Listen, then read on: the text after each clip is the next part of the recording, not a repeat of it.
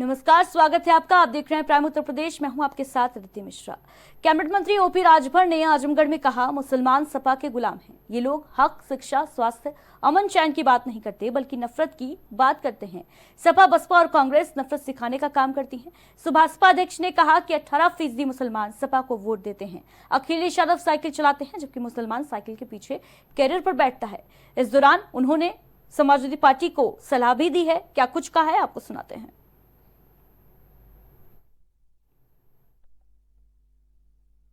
देखिए, हम गुलामों को गुलामी का एहसास करा रहे हैं। जैसा मैंने पहले भी बताया कि मुसलमान समाजवादी पार्टी का गुलाम है। उनके जो नेता हैं वो भी गुलाम हैं। हक की बात नहीं करते, शिक्षा की बात नहीं करते, स्वास्थ्य की बात नहीं करते, रोजगार की बात नहीं, अमन चैन की बात नहीं। बात किस बात की होती है? हमेशा खाली नफरत की बात होती है। और मुसलमान अगर मानता है मोहम्मद साहब को, तो मोहम्मद साहब का पैगाम है भाईचारा मिल्लत का, उनका पैगाम है। लेकिन ये करते क्या है? नफरत। वो सिखाते हैं, कांग्रेस सिखाती, सपा सिखाती, बसपा सिखाती है नफरत। तो ये नफरत इनके मन में भरते हैं। पहली बार आजादी के बाद देश में एनडीए की सरकार में 51 मुस्लिम बच्चे आईएएस हुए हैं। ये काम तो कांग्रेस भी कर सकती थी, उनको उबार करके। समाजवादी पार्टी भी कर सकती थी, बसपा भी कर सकती थी। लेकिन लोग समझाते हैं कि भाजपा दुश्मन है। अगर दुश्मन है तो फिर 51 बच्चे कैसे आईएएस पास कर गए?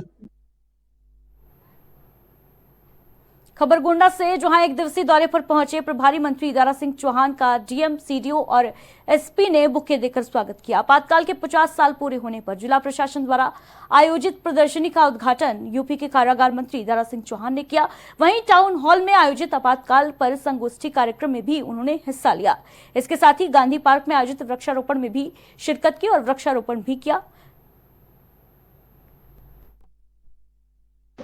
जिस तरीके से आपातकाल में पूरे देश में त्राही मचा था, और उसके 50 साल बाद भी आज वो कांग्रेस पार्टी कभी भी माफी मांगने को तैयार नहीं हुई, पश्चाताप करने को तैयार नहीं हुई कि कितना मोटे दिल के लोग हैं कि आज भी लोकतंत्र सेनानी इस बात के गवाह है।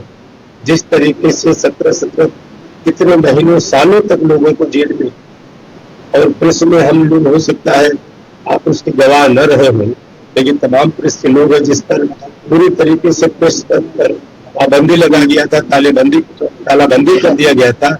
लेकिन आज तक कांग्रेस इस बात को स्वीकार नहीं कर पाई, माफी नहीं कभी मांगी।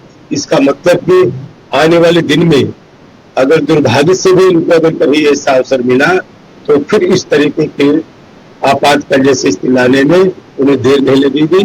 यह मैं स्पष्ट रूप से कहना चाहिए।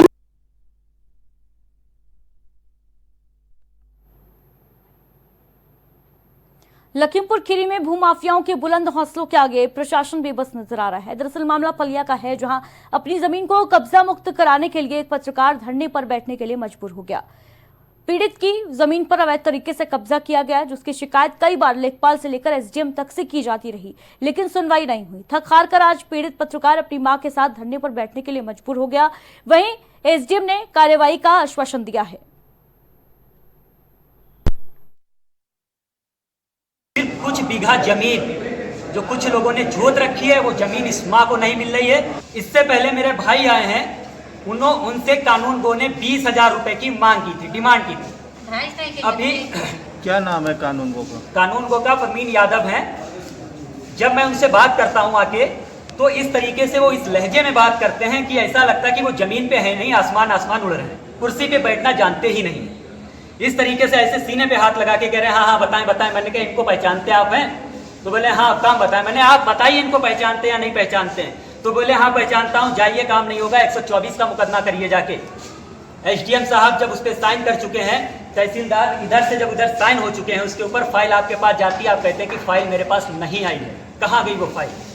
कुछ समय के बाद कह देते हैं ठीक है वो फाइल आई हुई है, आप 20,000 रुपये का जुगाड़ कर लीजिए, आपका काम हो जाएगा।